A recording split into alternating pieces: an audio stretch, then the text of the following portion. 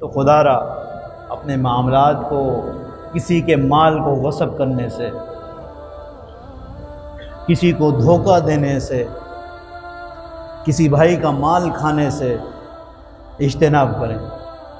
اللہ جل شانہ آپ کی دعاؤں کو، عبادات کو بھی اس عمل کی وجہ سے قبول نہیں کرتے۔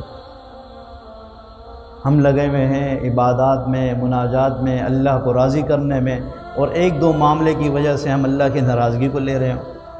چھوڑ دیں ایسے معاملات کو۔ اگر کوئی ایسے معاملات میں مبتلا ہے، معافی مانگے، تلافی کرے۔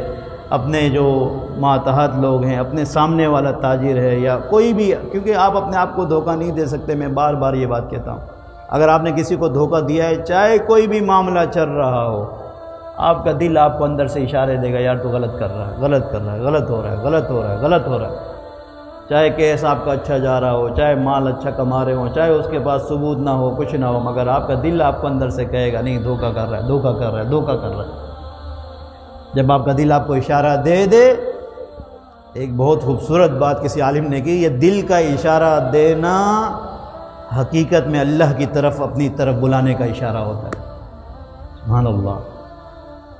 دل جب ہمیں اشارہ دیتا ہے نا کہ یہ چیز غلط ہے، مطمئن نہیں ہوتا دل، تو وہ اللہ آپ کو اپنی طرف بلا رہے ہوتے ہیں کہ تو اس دھوکے کے معاملات کو چھوڑ کے اپنے اللہ کی طرف رجوع کر لے۔